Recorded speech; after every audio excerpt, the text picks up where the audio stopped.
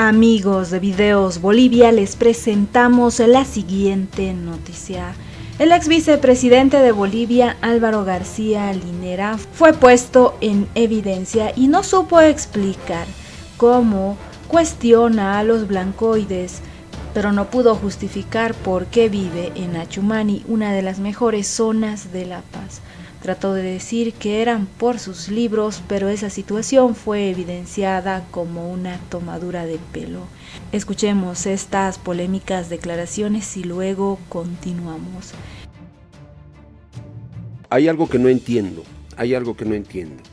Usted me habló mucho de igualdad, pero en esa lógica que usted plantea, de lucha social, por supuesto, o sea, los hermanos indios tienen el rol, la historia así lo ha determinado, no sé qué dirá usted, que deben estar por encima de los otros, de los mestizos, los blancoides, o ambos tienen que estar en igualdad de condiciones y derechos, o es que los otros siempre tienen que estar un escalón arriba, siempre tienen que gobernar ellos, los otros no, a los otros ahora les tocará por el resto estar en el segundo escalón.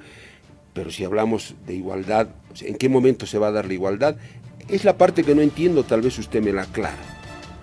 No, es buena pregunta, Pedro Saúl. Usando el esquema que usted menciona, la mayoría estaba aquí abajo y unos cuantos estaban aquí arriba. Y así se vivió 500 años. El 2005, esto se inclina. Y los que estaban abajo se colocan abajo y los que estaban arriba se colocan abajo. Perdón, los que estaban abajo se colocan arriba y los que estaban arriba se colocan abajo. Es la primera fase. Y ahora eso tiene que irse fusionando así. Tiene que fusionarse en una nueva identidad boliviana, pero donde la mayoría indígena aymara quechua se convierte en el líder, en el articulador del resto. Estos sectores medios, blancoides, no se les ha quitado nada en el Estado plurinacional. No se les ha quitado nada. ¿Se acuerda que decían, va a llegar el MAS? Son unos comunistas que van a quitar las casas, van a quitar... No se les quitó nada. Es más, estos sectores han seguido ganando. Han podido ahorrar, pero ya no tienen el poder de antes. Ya no son los ministros, ya no son diputados, ya no son embajadores, ya no son contratados por las empresas del Estado, ya no. Eso era antes, ahora ya no. Ahora son aymaras, son quechos, dirigentes sindicales, son alteños, son sacabeños, son de Ajllata, son de distintos lugares. Pero estos sectores tienen que aprender a fusionarse, tienen que aprender que tienen que casarse con una mujer de pollera también. Y que quizás les toca vivir también en el gran poder. Y que sus hijos tienen que compartir con los hijos de un comerciante, de un aymara exitoso cooperativista, tienen que compartir en los mismos lugares, en los mismos salones, tienen que aprender a compartir en igualdad. Se resisten a ello. Entonces, el objetivo sin duda es, Pedro Saúl, la fusión y la igualdad de estos dos sectores, este mayoritario y este minoritario. Y el sector popular siempre te abre las puertas. Cuando usted va a visitar, Pedro Saúl, a un compañero en Patacamaya o en Achacachi, le abren la puerta, le invitan su mejor comida. A usted, a mí. ¿Por qué no hacemos nosotros lo mismo? Nos embardamos, decimos esos son sucios, cochinos, han venido a invadir nuestros barrios, nuestra decencia. Eso tiene que acabar. Estos sectores medios tienen que entender que ya no tienen poder de antes. Nadie quiere aplastarlos. Ellos tienen que tener la habilidad de integrarse a este nuevo mundo popular, plebeyo, indígena. Tienen que aprender a compartir ahí y no aislarse en un gueto de privilegios creídos por el color de la piel o por su tradición o por su idioma, ¿no? Tienen que aprender a compartir con la gente y a convivir y a transmitir sus saberes y adoptar saberes de ellos. Esa va a ser Álvaro, la segunda fase para la victoria del Estado plurinacional. Ahí, Álvaro, tengo otra duda. Me gustó eso que usted dijo. Tienen que aprender a casarse tal vez con la hija de una hermana chola. Está perfecto. Yo ahí no le pongo ninguna objeción. Pero ahí usted dirá, Álvaro, o me corregirá, no lo sé. Tengo la sensación que usted no dio el mejor ejemplo, porque me parece que su casa, o usted vive en Achumani, no sé dónde vive Álvaro, creo que es en Achumani. ¿Por qué no se fue a vivir al Gran Poder? Usted se fue a vivir a un barrio donde están precisamente esos blancoides, con sus sentidos comunes, sus lógicas y todo lo demás. ¿Por qué no se compró una casa en el Gran Poder, por ejemplo, Álvaro? Pregunto. No, está bien. Decirle a usted, Pedro Saúl, que yo he vivido en el Alto 7 años. En el Alto, 7 años. Y luego he vivido en el campo otros 5 años. Es decir, en total de mi vida, 12 a 13 años he vivido en otros lugares que no son este lugar de Achumani. Y yo vivía antes de venirme acá en el centro, en un pequeño departamento, y la opción de venirme acá radicó en dónde llevar mis libros, porque yo tenía mis libros en el comedor, en el living, en la cocina, en el baño, en el dormitorio, en el techo, no había dónde colocar los libros. Busqué un lugar y claro, si uno dice irse a vivir al Gran Poder, sería fascinante, pero quiero que sepa que el metro cuadrado en el Gran Poder es uno de los lugares más caros de Bolivia, ni siquiera de La Paz, sino de Bolivia. Yo necesitaba un espacio más grande, ¿no? Podía haber sido Chasquipampa, eso era una buena opción. De hecho, mi esposa vivió décadas en Chasquipampa. Y yo encontramos este lugar, una casa que no tiene sol y por eso es bastante barata, porque le quitó el sol a un edificio que lo estoy mirando acá, pero tiene como un pequeño sótano, y en un pequeño sótano donde pudieron entrar mis libros. Eso fue fantástico. Lo que decidió el lugar donde venía a vivirme, más que el lugar específico, fue espacio. ¿Dónde va a haber espacio para que no estén en la cocina y en el baño los libros? Álvaro, yo creo que me la está charlando, ¿no? No me convence la respuesta, porque espacio podía haberlo encontrado en la periférica o en algún otro lugar mucho más cerca del pueblo. Pero bueno, usted da esa explicación, yo la respeto, es la pregunta que quería hacerle, porque eso me generó cierta contradicción entre lo que uno dice y lo que uno hace. Pero bueno, le reitero, yo respeto su posición, no me convence la respuesta que me ha dado, pero bueno, está en su derecho. Entonces, sorpresa, seguramente para muchos de ustedes va a ser una sorpresa muy grande, tal vez, la presencia de nuestro invitado. Ahora, Álvaro García Linera, ex vicepresidente del Estado plurinacional, pero muy al margen de ser el ex vicepresidente. Bueno, Álvaro García Linera ha recorrido un camino que seguramente es imposible no mencionarlo a lo largo de un periodo de la historia de este país, de nuestro país.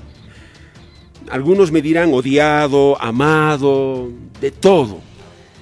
Pero es así la política, ¿no? Una vez que se entra a la política, o se sale bien parado, o como los gatos, ¿no? Bien parado o mal parado, pero bueno, muy al margen de eso, Álvaro García Linera y toda su trayectoria académica, como intelectual, bueno, le dan un perfil especial, digamos, ¿no? Al margen de haber sido el vicepresidente de nuestro país. Creo que Álvaro García Linera va a hablar en Herbol después de años, si no me equivoco, años, si no exagero. Álvaro, ¿cómo está? Un gusto saludarlo. Le agradezco que usted haya aceptado, después de mucho tiempo, volver a hablar a través de Herbol. ¿Cómo está, Álvaro? Bienvenido. Buenos días, Pedro, Saúl. Un saludo a todas las personas que oyen el programa La Mañana a través de Radio Herbol. Y ciertamente debe ser casi poco menos de una década, 2016, 2015, que no estoy en Radio Herbol, y para mí es un gusto hacerlo compartiendo con usted. Álvaro, ¿por qué aceptó esta entrevista?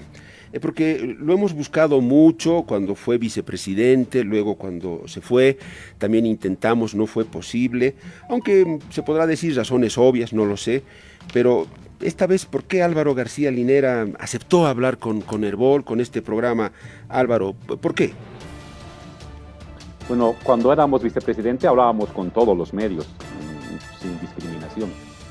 Y después del golpe de Estado y dejar la vicepresidencia, tomé la decisión de no tener intervenciones públicas continuas durante un lapso de 2 años, una vez de que Luis Arce llegó a la presidencia, en la perspectiva de dejar que el nuevo gobierno se acomode, tome decisiones, conforme bien su equipo, adquiere experiencia.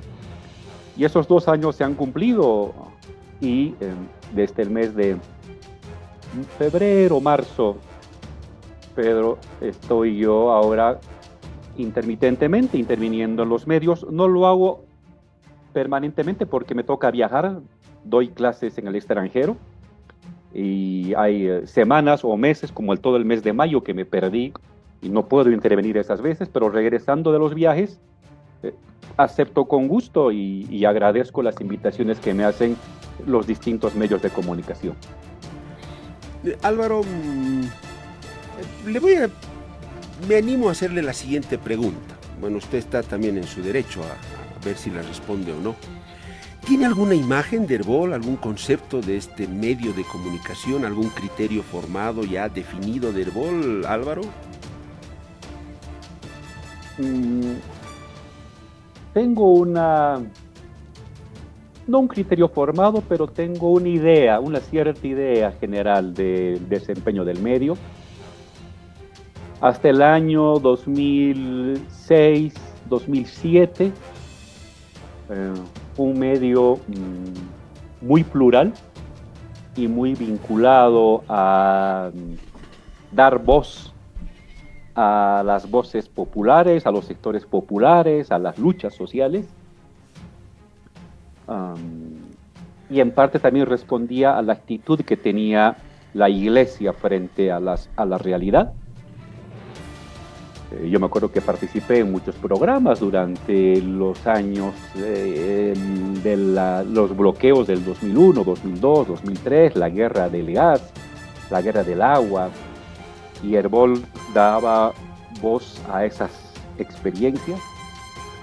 A partir del 2008, en general, la Iglesia, 2008, 2009, la Iglesia, no el creyente de base, sino su jerarquía, comienza a sentirse disconforme con el sector, con el gobierno, especialmente por el tema de la reforma constitucional y la consolidación de un Estado laico, es decir, la religión católica deja de ser una religión oficial, como debía haber sido desde hace siglos atrás, y eso no cayó bien a sectores de la Iglesia Católica, y desde entonces sectores de la Iglesia Católica y algunas personas vinculadas a Herbol asumieron una actitud muy crítica, muy distante hacia el gobierno, yo diría a partir del año 2009, 2008, 2009. Y en general la Iglesia Católica, su jerarquía la vimos en actitudes sorprendentes para lo que es su concepción religiosa de justicia. Participar y bendecir desde los helicópteros artillados el golpe de Estado del 2019. Y fue el momento de mayor separación entre la jerarquía católica, sus instituciones cercanas a la jerarquía católica y mi persona en particular. Y en el último tiempo hemos visto que hay una búsqueda de volver al pluralismo, a entender lo que está pasando, en fin, de parte de la Iglesia Católica. Y por supuesto, si bien Herbol tiene una vida autónoma y un directorio que permite políticas autónomas respecto a lo que dice la jerarquía, no deja de haber cierta influencia con lo que Herbol hace respecto a lo que la Iglesia Católica en su conjunto como jerarquía define. Bien, Álvaro, es importante conocer esos criterios suyos y respetarlos también. Pero déjeme decirle que la Iglesia Católica no da línea editorial en Herbol.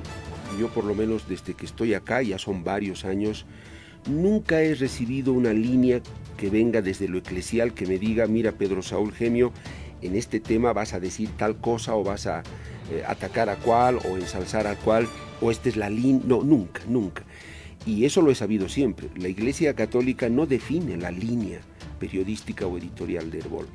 Tenemos varios sacerdotes que son directores, Álvaro, de las radios que son socias de Herbol, y están ahí como directores, como sacerdotes católicos, pero en ningún momento la Iglesia, hasta donde yo sé, ahora, hoy, ha dado línea editorial, periodística, de enfoque. No, nunca que yo sepa. Pero bueno, en fin, yo lo digo eso para que... Es un buen dato. Sí, para que quede claro, Álvaro. Y se lo digo en vivencia propia, porque yo soy responsable de prensa acá en Herbol, y nunca un sacerdote o la conferencia episcopal me ha llamado para decirme: oye, Pedro, mira, en esto tienes que ir por acá, o este es el enfoque, o quita ese titular, pon este otro titular. Nunca. He tenido libertad. Entonces, eso es bueno, Álvaro. Creo que haberlo escuchado a usted en su criterio, que usted me haya escuchado ahora en lo que yo dije, creo que me parece muy, muy importante. Raya mejor la cancha, si vale el término. Álvaro, por favor, no se vaya. Tengo que cumplir con pausas publicitarias. Es así, la radio funciona así. Si no lo hago, pues me toca lo que me tiene que tocar. Entonces vamos a la pausa y luego seguimos conversando, por favor. Entonces creo que es importante conversar con él.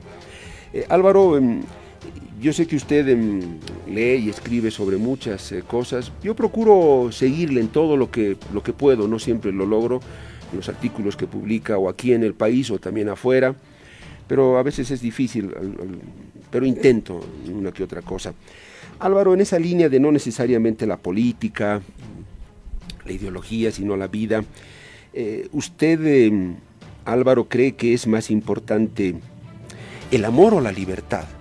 Yo lo he escuchado a usted en muchos conceptos que tiene sobre la libertad, la revolución y esas cosas. Aunque podríamos diferenciar, ¿no?, esa libertad en términos políticos de otro tipo de libertades, pero el amor o la libertad, Álvaro, ¿cuál elige usted? ¿Qué es primero? La igualdad, por encima del amor y por encima de la libertad, la igualdad. Si le doy a elegir entre los dos, amor o libertad, ¿prefiere irse a la igualdad? No me dice amor o libertad. Las jerarquizo. Primero igualdad, luego amor por todos, por los seres humanos, y luego la libertad. La libertad siempre subordinada a el amor y la pasión por la justicia y la igualdad. Libertad por delante, no, la libertad por delante puede generar mucho dolor, mucho sufrimiento, mucha injusticia. La libertad del libre mercado genera sufrimiento en muchos pueblos, pero la igualdad genera alegría, satisfacción, espacios para el amor y espacios para la libertad. Y si le digo entre amor y justicia, yo anticipo que tal vez me va a decir justicia. Entre amor y justicia. Sí, nuevamente.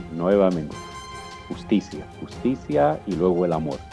Lo que pasa que tanto la igualdad como la justicia son el espacio, digamos, el terreno en el cual pueden florecer las plantas del amor, de las pasiones buenas. Pero si no hay terreno abonado, si no hay agua que alimente, es un amor egoísta, encerrado, pequeño. El mejor amor hacia la humanidad se desarrolla sobre ese terreno fértil de la justicia, de la igualdad, ¿no? Y en esto del amor y esas cosas, Álvaro, ¿usted podría perdonar a alguien en el país, algún rival político? Que yo sé que los hay. No sé si llamarlos enemigos, no sé si a ese nivel, pero ¿usted se ha puesto a pensar alguna vez si alguno de ellos lo podría perdonar? Le podría dar nombres, pero prefiero no. Pero usted o me dirá, ¿qué es perdonar? O sea, si perdono, ¿qué implica el concepto? ¿Qué alcance tiene? ¿Qué tendría que hacer después de perdonarlo? No sé, le pregunto. El perdón es una postura moral frente a lo que considera uno que ha sido una transgresión de valores aceptables, ¿no? Mire, yo he sido encarcelado, usted lo sabe, Pedro Saúl, 5 años, y los policías que me torturaron, que me detuvieron, que detuvieron a mi pareja, a mi familia, luego fueron mis carceleros en Chonchocoro. Y luego esos mismos policías los encontré como subordinados, yo siendo vicepresidente. Y yo nunca hice nada para impedir que continúen con su carrera. Les hice saber que sabía quiénes eran, los convoqué y simplemente les dije, yo no voy a hacer nada en contra de ustedes, porque tenía el poder para hacerlos sacar de la institución. Pero les dije, no cometan ningún error con nadie y aprendan que el pequeño poder que tienen un día, al día siguiente puede ser un poder en contra de ustedes. Y yo no voy a abusar de ese poder y espero de que ustedes cambien. He tenido incluso de mis carceleros de Chonchocoro un jefe de seguridad de la vicepresidencia, que lo mandó la policía, yo lo acepté, sabía quién era y lo acepté. Entonces, nunca he tenido una mirada rencorosa frente a las cosas, ni la voy a tener, pero sí sé ubicar a las personas en su lugar. Sé lo que es uno,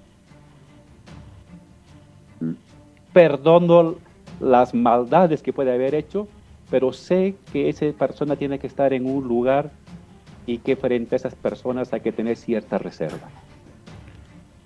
Bueno, interesante. ¿A Luis Fernando Camacho o Yanine Áñez les perdonaría algo o a ellos no hay nada que perdonarles, aunque lo pidieran? Yo no tengo por qué perdonarlos, Pedro Saúl. Hay que preguntar a las 36 familias de los asesinados y masacrados en el Alto, en el Pedregal y en el Chapare. A ellos habría que preguntar, ¿no?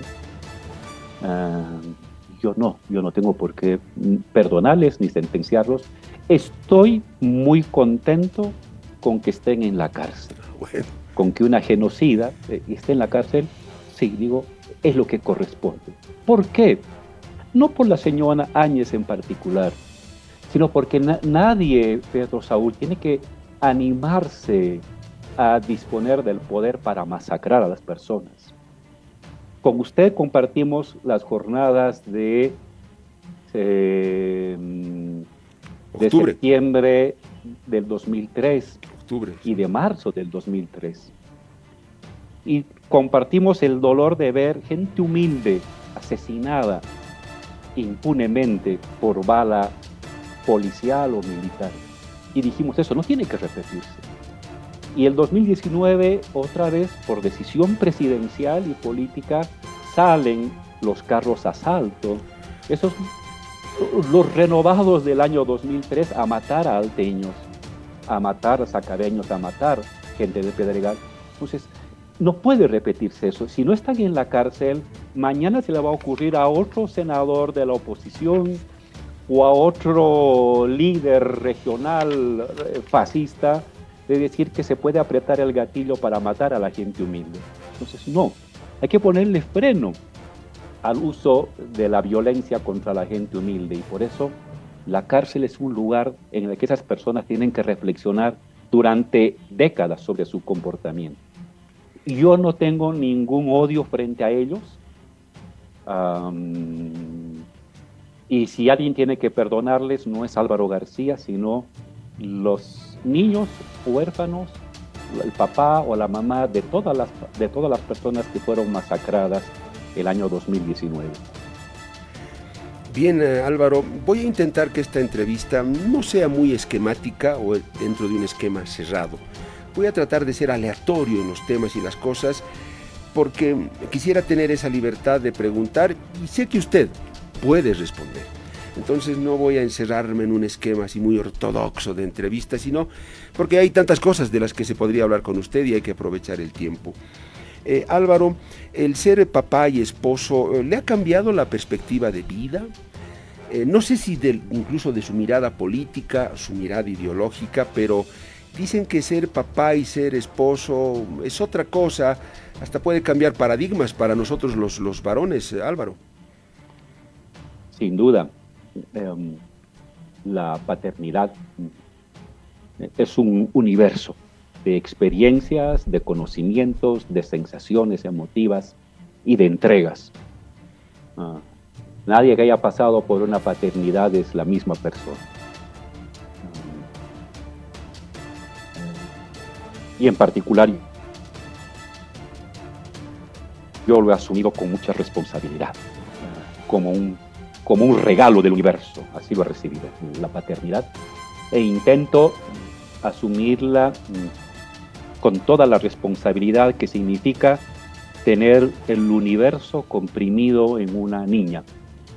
¿Cómo ser responsable ante el universo? Ante todas las fuerzas de la vida comprimidas en una persona de 6 años, intento asumirlo. A veces con errores, limitaciones, pero siempre está en mi cabeza mi responsabilidad ante la vida y el universo glorioso que lo tengo frente a mí. Y ya en términos políticos, Pedro Saúl, la paternidad lo que ha reafirmado, ha alentado, ha reforzado, es esta voluntad indeclinable por la justicia, por la igualdad. Me aterra dejarle a mi hija, cuando yo no esté, un mundo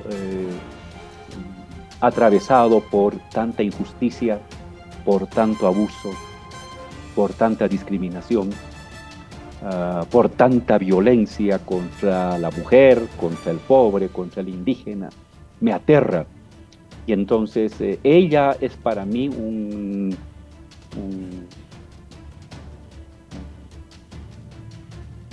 cohete Saturno 20, si usted quiere, para seguir perseverando en que cambiemos nuestra sociedad, para erradicar lo más que se pueda mientras esté en vida las injusticias que rodean y acechan un desarrollo pleno de los hijos de todos los bolivianos,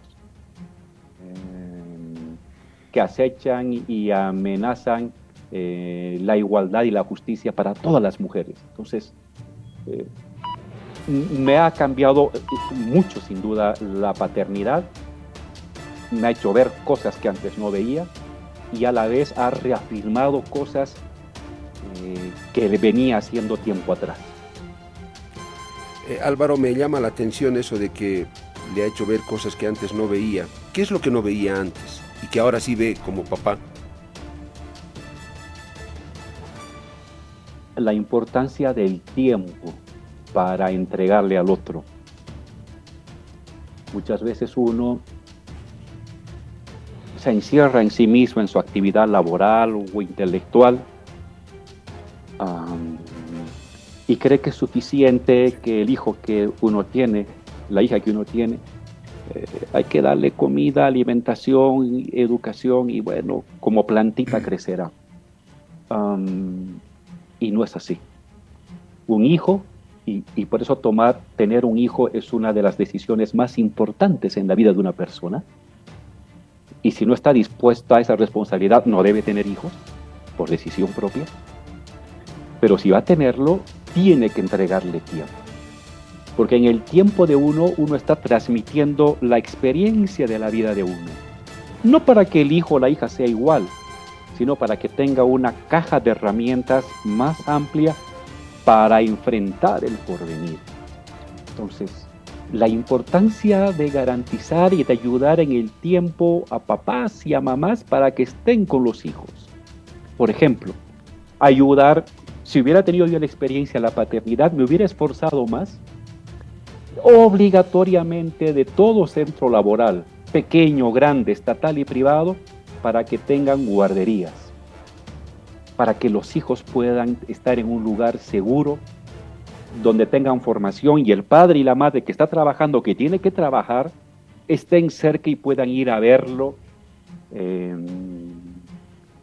y no simplemente hacer depender de que se queden encerraditos en la casa o prenderles la televisión y punto, o dejarles con el celular para que se distraigan. No, uno tiene que entregarle tiempo y hay que crear condiciones para ello. Entonces, en términos de experiencia para mí de gobierno, me hubiera encantado tener la experiencia de la paternidad para haber obligado a todas las instituciones a que creen guarderías cercanas. Luego, la importancia de la educación preescolar. Educación preescolar. Que también los niños puedan ir desde los 3, 4, 5 años a la guardería, ¿no? Que el Estado pueda brindar ese espacio. Ahorita es obligatorio de los 6 años hasta los 17 años, muy bien, pero debería ser obligatorio desde los 5, desde los 4, que el Estado brinde formación educativa con la mejor gente, con los mejores profesores a los niños. Entonces, hay cosas que yo no la veía. Me decían a veces las personas, me hablaban, pero yo estaba más preocupado por el tema productivo y cómo hacemos para que crezca el Producto Interno Bruto. Hay que hacerlo, pero también cómo hacemos para que una niña, un niño, tenga una buena protección, una buena educación desde edad muy temprana, y que papá y mamá que trabajan y que tienen que seguir trabajando puedan tener acceso o puedan confiar el cuidado de sus hijos a una institución de formación pública y en el trabajo. Entonces, como estas he aprendido muchas cosas, y en términos filosóficos, la construcción del sentido común de las personas. De hecho, he escrito un texto, y parte de mi trabajo cuando estuve dando clases en el doctorado de la Universidad de Buenos Aires, consistió en el estudio del sentido común, que yo lo estudié en mi hija. ¿Cómo se construyen los criterios básicos, primarios de lo justo y lo injusto, de lo deseable y de lo indeseable en las personas? Lo estudié en mi hija. No lo podía ver antes. Fue mi hija que me permitió entender cómo se construye este esquema de percepción primario, básico y casi automático con que las personas abordan el mundo. En fin, puedo quedarme 20 horas contándole de las cosas que he aprendido con la paternidad. Bueno, sí se nota que lo emociona lo de la paternidad, y vaya, a cualquiera. Si yo un día tengo esa suerte, seguro que me va a ocurrir lo mismo. Pero muy brevecito, Álvaro, quiero cerrar esta parte con esta pregunta, muy cortito. Yo no sé qué tendencias habrá visto usted en su hija, Alba, creo que es Albita, se llama así, si ya se puede percibir algo, pero si ella resultara una mujer de izquierda, no sé si feminista, pero una mujer de izquierda, luchadora social, o si de pronto, por ahí no sabemos, Álvaro, a la vuelta de la esquina lo que la vida te depara, decidiera ser guerrillera, tomar las armas y combatir, ¿eso es algo que a usted le aterra como papá en este momento? ¿O diría, no, si quiere que lo haga, yo no voy a tener ningún problema y tampoco se lo voy a impedir? ¿Qué dice? Sí, no intento programar las elecciones ni la vida de mi hija. Así como a mí me dieron la libertad de elegir, tuve una madre que, teniendo un pensamiento particular, más conservador, me brindó las herramientas para que yo desarrolle mi propio pensamiento, mis propias elecciones. Intento transmitirle eso a la hija.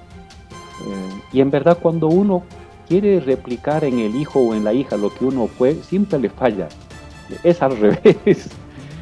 Entonces recojo la experiencia de mi madre Mi madre nos enseñó a nosotros a elegir, a que optáramos donde nos sintiéramos satisfechos, contentos, pero que nunca perdiéramos de vista el sentido de la justicia, de la igualdad, de la solidaridad. Que en lo que vayamos a hacer, en la posición política que vayamos a tomar, estos tres ejes, como principios o pilares morales que ordenan el mundo, no se perdieran. Y eso yo intento con mi hija. Quizás ella me sale una persona de derechas, quizás También, me sale una sí. persona de izquierdas o simplemente que no le importe nada la política. Sí. Es su derecho, pero que en lo que elija esté estos principios de la solidaridad, la justicia, la igualdad y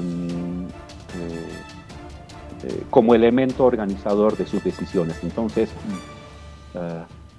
no me sorprendería lo que vaya a hacer porque estoy preparado para lo que vaya a hacer.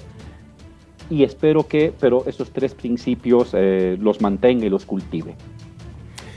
Álvaro, toca pausa. No quiero que esta entrevista sea esquemática y cerrada de manera muy dogmática, sino aleatoria.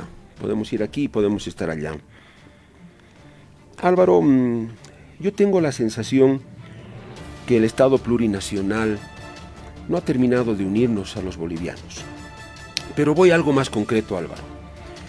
En su momento, y no sé si mantiene usted ese criterio, yo percibí que en su discurso usted puso frente a frente a los caras y a los taras, a los indios y a los blancos. Bueno, alguna vez usted lo dijo. Esta es una pelea entre indios y caras. Yo no sé cuánto aportó a eso a la unificación, o más bien alentó la confrontación. ¿Por qué, Álvaro, eso de, en su momento en el discurso encendido, atizar eso en el país, lo mantiene, lo sostiene? Acá en Bolivia la cosa se va a definir entre caras y taras, o los caras van a pisar a los taras, o los taras van a pisar a los caras. O sea, ¿ese va a ser el fin de la película, de la historia, Álvaro?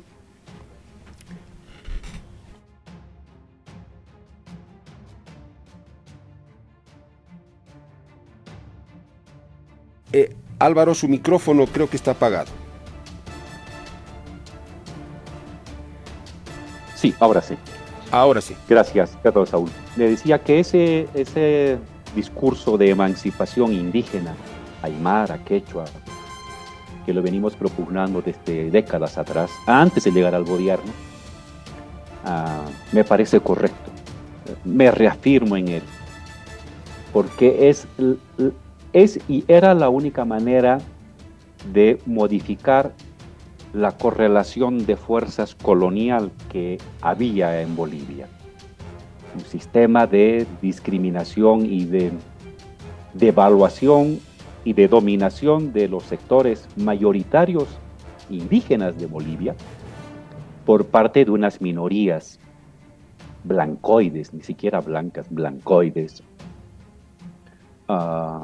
herederas de la dominación colonial, hasta los años 2000, 2005, 2010. Y es correcto, tenía que modificarse la correlación, se ha modificado. El Estado plurinacional es la victoria de los sectores populares, es la victoria de los sectores indígenas que se vuelven poder de Estado, pero no para aplastar ni para discriminar a los sectores minoritarios blancoides, clase medieros altos, sino para integrarlos de otra manera. Y esta es la gran apuesta del Estado plurinacional: construir un nuevo mestizaje, la bolivianidad, pero no desde el pequeño propietario blancoide que sueña con vivir en Miami y desprecia a su país, sino desde el punto de vista del aymara o del quechua, que invierte en el país, que arriesga y se queda en el país para desarrollarse, que se vincula con el mundo, pero a partir de su cultura, su identidad, su color de piel, su pollera, sus tradiciones. Es otro tipo de bolivianidad. Pero Álvaro, hay algo que no entiendo.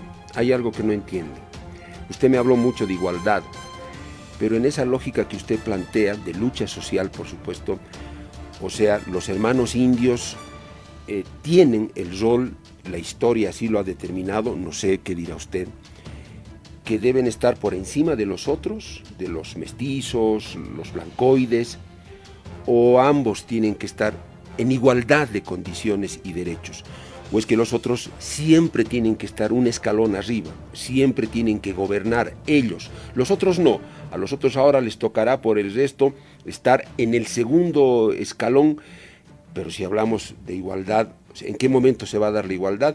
Es la parte que no entiendo, tal vez usted me la aclara. No, es buena pregunta, Pedro Saúl. Usando el esquema que usted menciona, la mayoría estaba aquí abajo y unos cuantos estaban aquí arriba. Y así se vivió 500 años. El 2005, esto se inclina. Y los que estaban abajo se colocan abajo y los que estaban arriba se colocan abajo. Perdón, los que estaban abajo se colocan arriba y los que estaban arriba se colocan abajo. Es la primera fase. Y ahora eso tiene que irse fusionando así. Tiene que fusionarse en una nueva identidad boliviana, pero donde la mayoría indígena aymara quechua se convierte en el líder, en el articulador del resto. Estos sectores medios, blancoides, no se les ha quitado nada en el Estado plurinacional. No se les ha quitado nada. ¿Se acuerdan que decían, va a llegar el MAS? Son unos comunistas que van a quitar las casas, van a quitar. No se les quitó nada. Es más, estos sectores han seguido ganando. Han podido ahorrar, pero ya no tienen el poder de antes. Ya no son los ministros, ya no son diputados, ya no son embajadores, ya no son contratados por las empresas del Estado, ya no. Eso era antes, ahora ya no. Ahora son aymaras, son quechuas, dirigentes sindicales, son alteños, son sacabeños, son de Ajyatas, son de distintos lugares. Pero estos sectores tienen que aprender a fusionarse, tienen que aprender que tienen que casarse con una mujer de pollera también. Y que quizás les toca vivir también en el gran poder.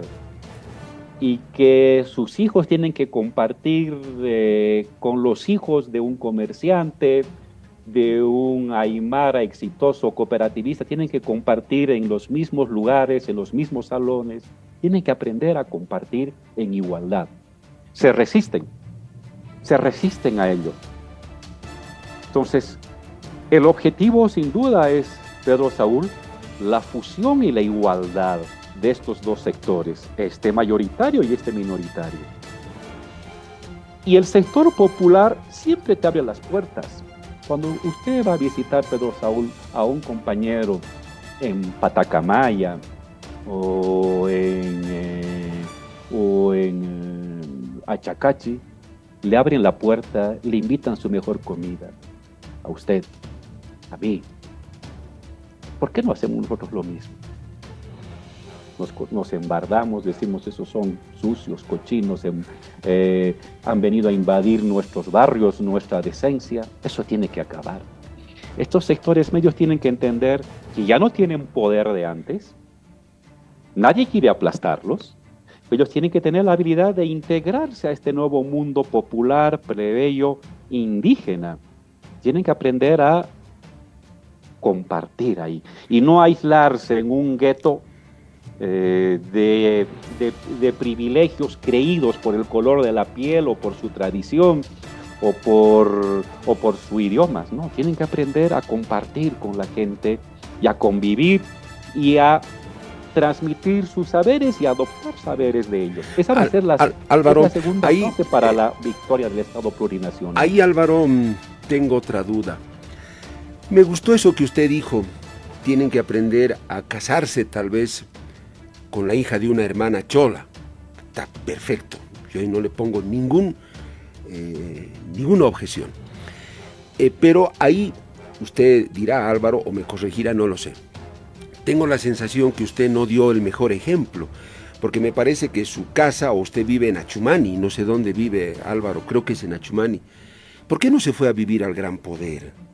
Usted se fue a vivir a un barrio donde están precisamente esos blancoides, con sus sentidos comunes, sus lógicas y todo lo demás. ¿Por qué no se compró una casa en el Gran Poder, por ejemplo, Álvaro? Pregunto. No, está bien. Decirle a usted, Pedro Saúl, que yo he vivido en el Alto 7 años. En el Alto, 7 años. Y luego he vivido en el campo otros 5 años. Es decir, en total de mi vida, 12 a 13 años he vivido en otros lugares que no son este lugar de Achumani. Y yo vivía antes de venirme acá en el centro, en un pequeño departamento, y la opción de venirme acá radicó en dónde llevar mis libros, porque yo tenía mis libros en el comedor, en el living, en la cocina, en el baño, en el dormitorio, en el techo. No había dónde colocar los libros. Busqué un lugar y claro, si uno dice irse a vivir al Gran Poder, sería fascinante, pero quiero que sepa que el metro cuadrado en el Gran Poder es uno de los lugares más caros de Bolivia, ni siquiera de La Paz, sino de Bolivia. Yo necesitaba un espacio más grande, ¿no? Podía haber sido Chasquipampa, eso era una buena opción. De hecho, mi esposa vivió décadas en Chasquipampa. Y yo encontramos este lugar, una casa que no tiene sol y por eso es bastante barata, porque le quitó el sol a un edificio que lo estoy mirando acá, pero tiene como un pequeño sótano. Tiene un pequeño sótano donde pudieron entrar mis libros. Entonces, eso fue fantástico. Lo que decidió el lugar donde venía a vivirme, más que el lugar específico, fue espacio. ¿Dónde va a haber espacio para que no estén en la cocina y en el baño los libros? Álvaro, yo creo que me la está charlando, ¿no? No me convence la respuesta, porque espacio podía haberlo encontrado en la periférica o en algún otro lugar mucho más cerca del pueblo. Pero bueno, usted da esa explicación, yo la respeto, es la pregunta que quería hacerle, porque eso me generó cierta contradicción entre lo que uno dice y lo que uno hace. Pero bueno, le reitero, yo respeto su posición, no me convence la respuesta que me ha dado, pero bueno, está en su derecho. Álvaro, si usted quiere replicar algo, adelante, pero vamos, bueno, sí, no vamos, todavía tenemos tiempo, nos vamos y ya a la pausa. ¿Sí? Pero ¿nos va a sobrar tiempo o está la pausa ya completa? Álvaro, por favor, la pausa, las noticias de la hora en Herbol y luego... No se preocupe. Bueno, Álvaro, cerremos este último bloque que les reitero, no va a tener ya ninguna pausa. Tampoco va a ser muy largo. Yo quiero cerrar el anterior tema que estábamos conversando, Álvaro, si los caras, los taras, en fin, y todo lo que hemos hablado. Sabe que yo tengo una percepción como boliviano más que como periodista. Yo soy relativamente joven, no estoy ni muy allá, pero tampoco estoy muy aquí. Pero yo veo en el país, Álvaro, lo siguiente. Veo a veces una ceguera en esas ambiciones. En unos puede ser de casta, pero esas ambiciones que ciegan o esos radicalismos basados en el color de la piel, Álvaro, yo veo que causan ceguera en ambos lados, tanto los que pueden defender lo blancoide o lo blanco, como los que defienden el color más moreno. Y veo una ceguera ideológica, sociológica, muy radical, y unos liderazgos que también alientan esa ceguera. ¿Qué conclusión me queda, Álvaro? ¿Qué hacemos con dos ciegos en el país a lo largo de nuestra historia? Con sus justificaciones, no lo dudo, que cada uno debe tener lo suyo. Los hermanos campesinos indudablemente tienen un pasado que es digno de ser reivindicado, ahí tampoco voy a poner objeciones. Pero veo esa ceguera por ambos lados, Álvaro. Y yo digo, al final el país con dos ciegos, ¿qué va a hacer? El uno abrazando y aferrado a una bandera, el otro lo propio, mirando al otro como enemigo. Y no veo el puente, Álvaro. No, me acordé de don Álvaro y don Rafa Puente. No veo los liderazgos que decidan definitivamente tirar el puente y decir, vamos, juntos algo podremos hacer. Separados nos vamos a matar y nada más. Que país tuyo, país mío, que yo primero, luego llegaste tú, no, en fin. Entonces yo veo, Álvaro, con dos ciegos ahí aferrados a sus lógicas. ¿Será por eso que el país no ha logrado avanzar desde su fundación y seguimos en eso? Y vino Víctor Paz y la revolución y no pasó nada. En fin, no sé. A veces me quedo con esa conclusión, Álvaro, frente a esas dos cegueras. ¿Qué dice usted? Yo soy más optimista, estimado Pedro Saúl. Casi 300 y más años de colonialismo, 180 años de republicanismo y la separación de los bolivianos entre una minoría que se distanciaba de la mayoría por color de piel, por vestimenta, por creencias culturales, fracasó en su tarea de unir a Bolivia. Y apenas vamos 17 años, no, ni siquiera 113 años o 117, sino 17 añitos del proceso de cambio que está apostando a que esas mayorías excluidas, populares, plebeyas, aymaras, quechuas, campesinas, construyan una nueva Bolivia de integración. Dele tiempo, apenas vamos 17 años. No le pida a estos sectores resolver en 17 años lo que no se pudo resolver en casi 450 años atrás.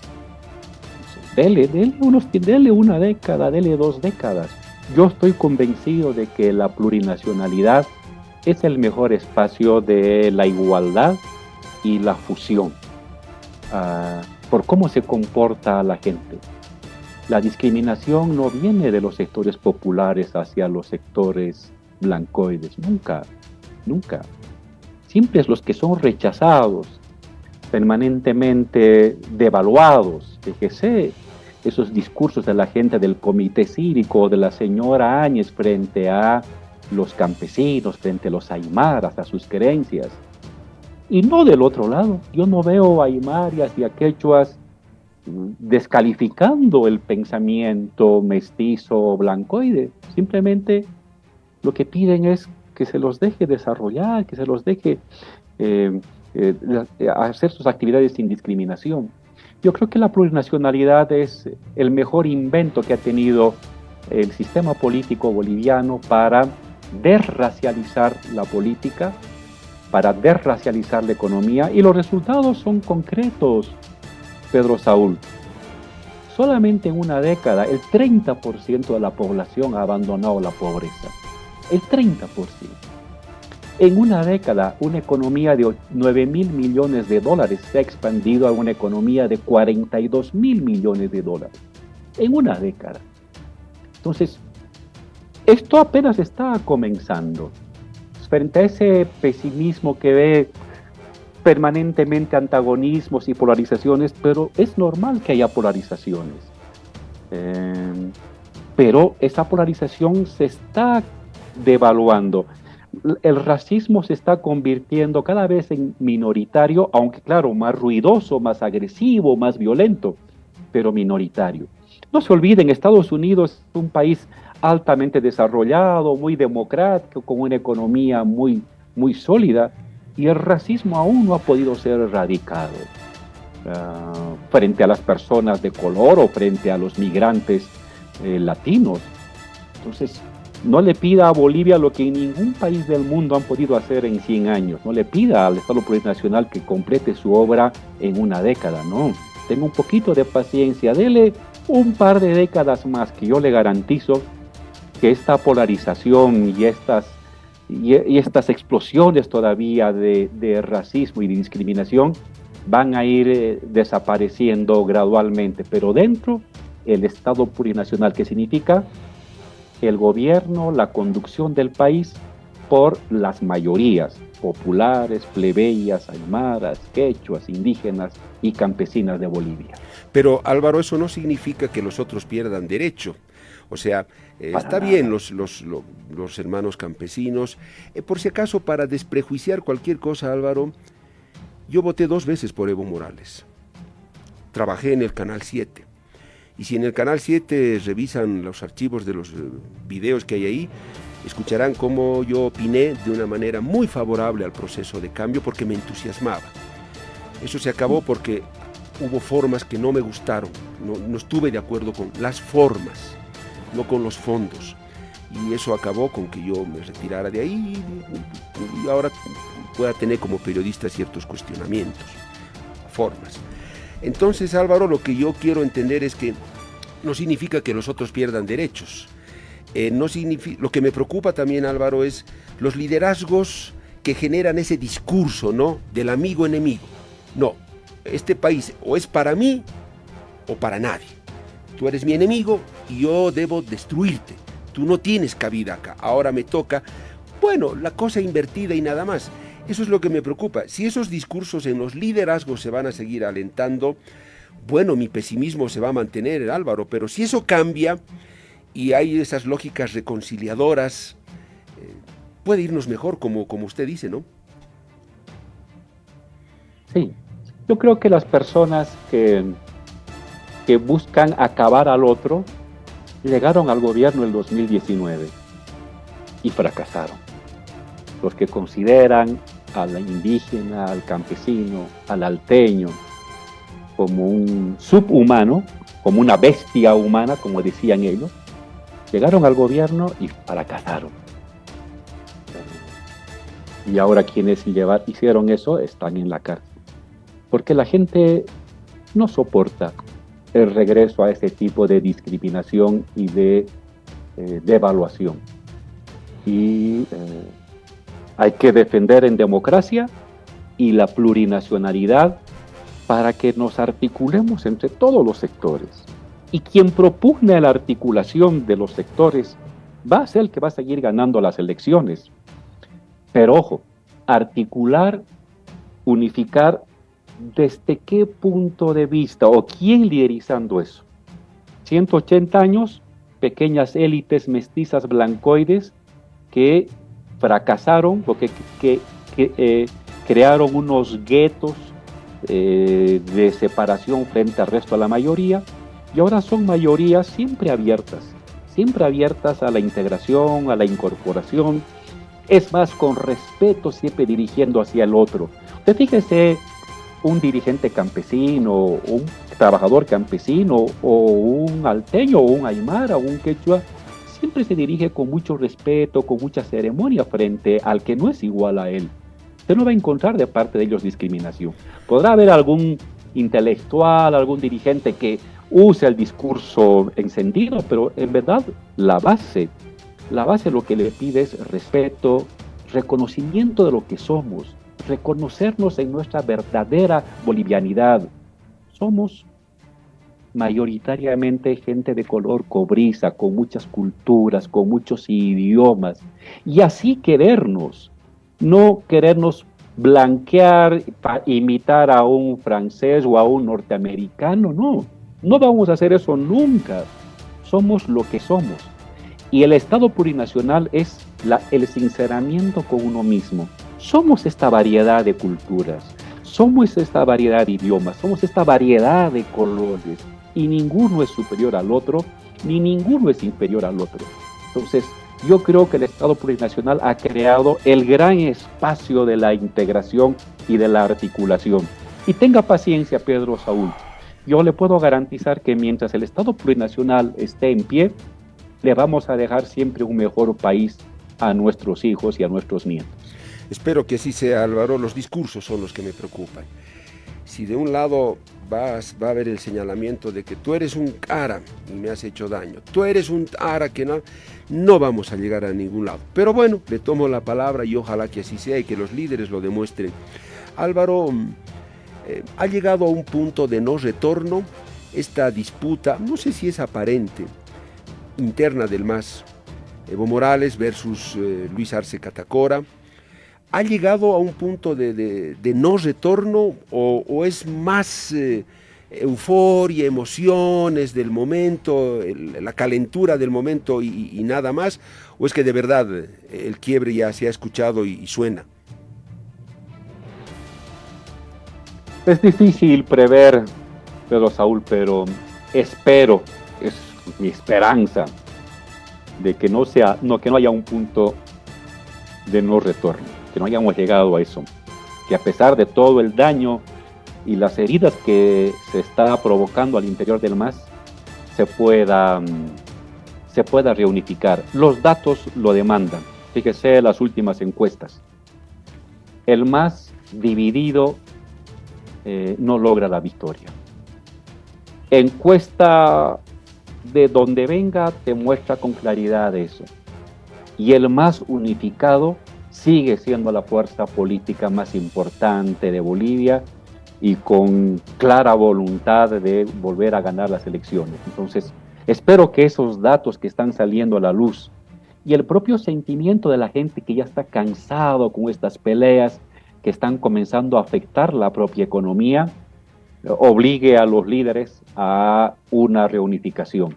Sé que es difícil, sé que cada vez es más complicado ello por lo que vienen las acusaciones mutuas, pero confío en una dosis de realismo que les muestre que esta división es suicida y que una reunificación en nuevas condiciones puede garantizar la continuidad del Estado plurinacional otros 5, 10, 15 o 20 años por delante.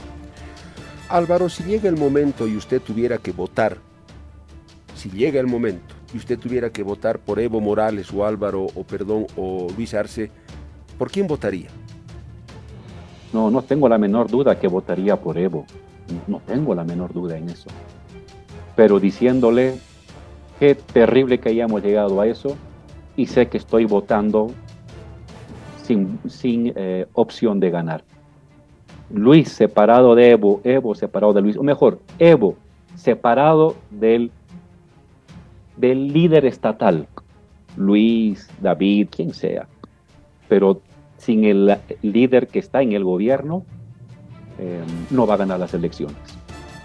Y eso va a ser terrible para tanta gente que durante tanto tiempo ha confiado en que al fin los indígenas puedan transformar Bolivia de manera duradera. Entonces, mi voto tiene un nombre clarísimo, pero también tiene una lectura. Separados no hay victoria, unidos hay victoria. Separados, Álvaro, como candidatura, si se llega a dar eso, vamos a presenciar la apertura de un nuevo ciclo, de una división del MAS, surgirá el MAS 1, el MAS Plus, no sé, o Choquehuanca hará lo suyo, Arce hará lo suyo. O sea, ese sí va a ser el inicio de un ciclo de quiebre y del inicio de un desgajamiento del MAS. Ahí sí presenciaríamos eso, Álvaro. Sí, y lo peor es la fractura del bloque social popular que ha dado las victorias. Desde el 2005 siempre se ganó las elecciones porque había una unidad orgánica entre los sectores más populares de Bolivia. Urbanos populares, campesinos, indígenas. Y esa fusión tan difícil que no se la logró en siglos, se la logró en el 2005. Y por eso las victorias contundentes del 55%, hasta llegar al 64% del 2014, en fin. Y si el 2015 vamos divididos, va a significar también la fractura del bloque social. Y sabe que, Pedro Saúl, es muy difícil lograr la unidad. Uno puede tardar décadas o siglos para lograr la unidad. Pero una vez de que esa unidad se fractura, volverla a construir no la va a hacer en un año ni en 5 años. Volver a unir lo popular nos va a tardar décadas. Y esa es mi angustia. No es que, bueno, nos fue mal el 2025, pero el 2030 nos recuperamos. No, señores, no es así la historia. Si lo popular se fractura el 2025, olvídese para las siguientes 2, 3 o 4 generaciones. Para volver a unir algo que siempre es muy complicado. Entonces, mi llamado de atención es no solamente fijándose el 2025, sino en perspectiva histórica. No juguemos con la unidad del pueblo. Hay que cuidarlo como lo más sagrado, lo más importante que uno tiene en la vida, la unidad del pueblo. Porque una vez de que se clisa, ya no se puede volver a colar ni con la gotita. Va a estar clisado ese vaso tan precioso. Entonces, espero de que haya una dosis de realismo y de comprensión histórica de lo que está puesto en juego, y los liderazgos dentro del MAS asuman.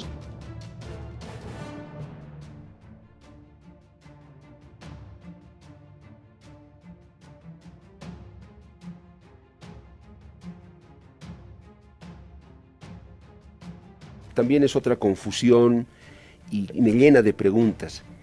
Dentro de estas contradicciones en la economía, de estos procesos, ¿no?, revolucionarios, gobiernos progresistas en Bolivia, la nacionalización, hidrocarburos.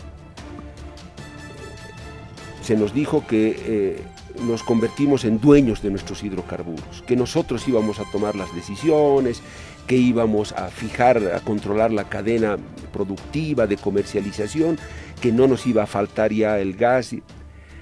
Álvaro, yo no entiendo cómo ahora ese país nacionalizador termina siendo comprador de gasolina, de más diésel, con una subvención y unos costos que nos están acogotando. En partes a eso se debe la falta de divisas y de dólares. ¿Qué pasó, Álvaro, con este tema? Luis Arce Catacora reconoció y dijo, hubo descuidos. ¿Por qué las petroleras no exploraron más? Parece que no les dio la gana y punto. No exploraron más y se acabó. No nos pagan, no hay plata, no lo hacemos. Entonces yo digo, ¿qué nacionalización es esa que somos dueños, que al final terminamos comprando más gasolina y más diésel? ¿Qué pasó ahí? Pregúntele usted a los 3 millones de bolivianos que ahora no son pobres, Pedro Saúl. ¿No le parece eso mucho? Personas que solamente comían una vez al día o 2, ahora pueden comer 3 veces al día. Mandar al hijo al colegio, ahorrar un poquito, comprarse un cuartito. ¿No le parece mucho? Esta ha sido la nacionalización. Que tengamos el doble de escuelas en 10 años que lo que se construyó en 180 años. Que tengamos el doble de hospitales de lo que se construyó en 180 años. Eso significa la nacionalización. Cerca de 40.000 millones de dólares que de no haberse nacionalizado estarían ahorita en la banca europea, norteamericana, brasilera, española o francesa. Y ahora no. Esos 40.000 millones que nos dio nacionalizar desde el 2005 al 2023 ha servido para que haya menos pobres. 7 de cada 10 bolivianos eran pobres en Bolivia, Pedro Saúl. 7 de cada 10 bolivianos. Hoy son 3 de cada 10. Falta mucho, por supuesto, pero vaya que se hizo algo tan importante para la gente, ¿no? Y eso tómalo en cuenta. Fíjese las casas de nuestros ciudadanos de las villas y del Alto. Cuando hacíamos con usted programa en Herbol el año 2003, eran de barro. El barro llegaba hasta Villa Victoria, de adobe. Ahora el adobe ya no está en Villa Victoria. El adobe ya no está en La Ceja. El adobe ya no está en Villa Victoria. El adobe está más allí, en las primeras casitas que se están construyendo. Eso es lo que ha significado la nacionalización. Pero ahora Álvaro, yo no discuto eso, entonces, Álvaro. Está bien, yo no lo discuto, porque sé que es parte del proceso de redistribución de la riqueza que se hizo. Está bien, los bonos y todo lo demás. A lo que yo voy es al descuido, porque se tocó una parte importante de la base económica del país, de su sueldo. se descuidó la sostenibilidad de ese gran ingreso de recursos. Se acabó, no hubo más exploración. ¿De dónde sacamos ahora más gas? ¿O hemos llegado muy tarde? ¿Dónde está el mar de gas del cual hablaba un ministro de hidrocarburos? Yo voy a esa parte, Álvaro, de que veo esa contradicción. Esa parte de nuestra base económica fue tocada, no se tomaron previsiones, ahora nos vamos a poner a explorar. Eso es lo que yo me pregunto. ¿Quién no hizo ahí su tarea de manera correcta? Sí, ha habido ahí una conjunción de problemas externos y de malas decisiones internas también. Problemas externos es que desde el 2015 hasta el 2021, hasta el 2022, cuando se da la invasión de Rusia a Ucrania, todas las empresas del mundo, incluidas las que están en Bolivia, dejaron de invertir en exploración casi un tercio. Es decir, si invertían 100, dejaron de invertir 33 y solamente invertían 66, 67. En casi todas las empresas del mundo. Y en Bolivia también las empresas extranjeras redujeron su inversión. Y más aún cuando aquí les cobramos de lo que producen, les cobramos el 90%, el 88%, el 86%. Es el government take, lo hemos comentado con ustedes hace 20 años atrás, más alto del mundo, más alto del mundo. Nadie iguala a Bolivia en la cantidad de dinero que le saca a las petroleras en términos de ganancia. Con ese desincentivo, más la presión internacional en el mundo de no invertir tanto en exploración, ha tenido sus efectos. ¿Debía haber hecho Bolivia más esfuerzos? Sin duda. Ahí está un error de cálculo. Bolivia invierte, como IPFB, invierte cierta cantidad anual, 800.000. Había que haber invertido 2.000, 3.000 para compensar la pérdida de inversión de las extranjeras. Eso es correcto y ahí hubo mala planificación de parte de los compañeros de IPFB. Y hay que admitirlo. Pero también se había pensado, Pedro Saúl, que a medida que iba a darse estos problemas, que ya los veíamos en hidrocarburos, iba a compensar la producción de litio. Le dimos mucho esfuerzo al tema del litio. Comenzamos a invertir desde el año 2008 en el tema del litio y la perspectiva era de que ya fines del 2019, principios del 20, ya funcionaba la planta de carbonato de litio del Estado y hasta el 2022, 23, ya estarían en funcionamiento las otras plantas que estábamos acordando con Alemania y con China. De tal manera que ahorita, un poco como Chile, estaríamos exportando, si se mantenían esos planes, 2023 ya estaríamos nosotros exportando alrededor de unos 3.000, 4.000 millones de dólares. Ahorita Chile exporta 6.000 millones de dólares de carbonato de litio.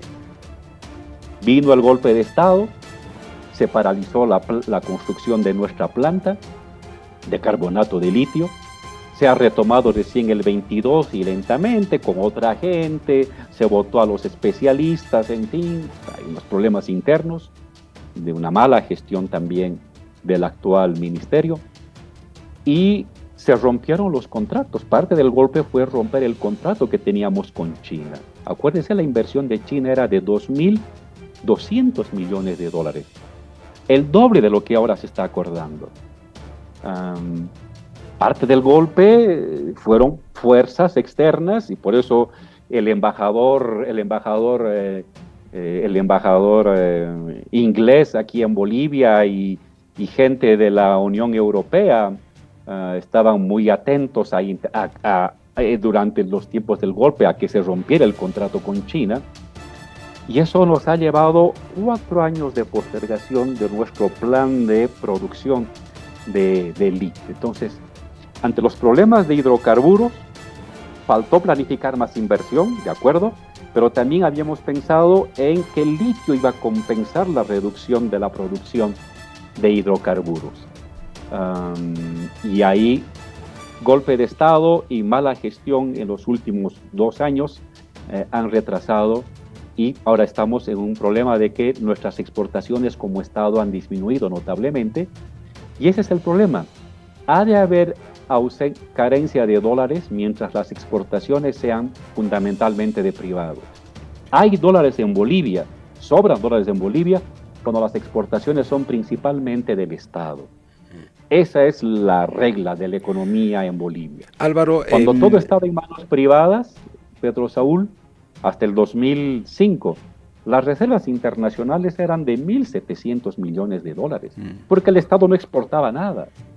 Cuando el Estado se convierte en un Estado exportador, hasta el 2015, subimos de 1.700 a 15.000. ¿Por qué? Por algún milagro, no. Simplemente porque el Estado se convirtió en el gran exportador de divisas en Bolivia. Hoy el Estado ha retrocedido y están faltando divisas, porque ¿qué es lo que hace el privado cuando exporta? El privado grande lo deja en Miami, lo deja en las Bahamas, lo deja en Panamá su ganancia, no la trae a Bolivia. En cambio el Estado trae los dolarcitos de la exportación del gas, de la exportación de minerales o de litio, las trae en Bolivia, los coloca en la banca, eso circula, hace que el comerciante pueda obtener sus dólares para que la gente tenga sus dólares, en fin. Entonces hay que volver a recuperar el protagonismo del Estado en las exportaciones de Bolivia para que se garantice la provisión de dólares para toda la población boliviana. Que valga la reflexión, Álvaro. Cuando nosotros los periodistas el 17, el 18 advertíamos y cuestionábamos que no habían inversiones en exploración, que las reservas habían... Álvaro, que valga la reflexión, nos tildaron de desestabilizadores, conspiradores, de todo. Álvaro, usted puede estar seguro que a mí no me interesa que a un presidente o a un gobierno le vaya mal. No puedo desear eso, porque sé que le va a ir mal al resto del país y a mí. Un periodista hace su trabajo solo porque ve que hay cosas que no se están haciendo bien y tal vez desde la burbuja del poder a veces no se mira ese horizonte, como usted mismo lo acaba de decir, falta inversión y mejor planificación. La idea no es desestabilizar ni conspirar, Álvaro. Solamente hacer un trabajo periodístico. Fue previsora esa reflexión que hicieron. Sí, pero entonces nos trataron mal, nos dijeron que éramos mentirosos, pero el tiempo siempre ayuda a reflexionar, Álvaro, y que nos ayude a usted, a nosotros, a todos. Álvaro, le agradezco mucho por este tiempo, con la reiterada disculpa por ese café que tuvimos. Entiendo que hemos acordado una segunda parte, faltan hablar todavía muchas cosas. Álvaro, le agradezco por este tiempo, por las respuestas a las preguntas, por su participación y sobre todo por su buena predisposición. Ha sido un gusto, Álvaro, y que sea hasta la segunda. Estimado Pedro Saúl, agradecerle a usted por la generosa invitación y por supuesto a Herbol, y estoy a disposición de ustedes para la siguiente semana. Muchas gracias. Que esté bien. Álvaro García Linera, el ex vicepresidente de nuestro país. Esas fueron las imágenes de cómo Álvaro García Linera decidió explicar por qué vive en Achumani. Su versión no fue creíble. El ex vicepresidente dijo que los sectores blancoides deben aprender a fusionarse y a integrarse al nuevo mundo popular, pero se resisten. Señalaba que sectores medio blancoides se resisten a la integración con sectores indígenas populares para lograr la igualdad en el Estado plurinacional. Sin embargo, al ser cuestionado del por qué no dio el ejemplo y al evidenciar que vive en un barrio de la zona sur de La Paz como Achumani, una de las mejores zonas de este departamento, justificó que su residencia la eligió por el espacio para sus libros.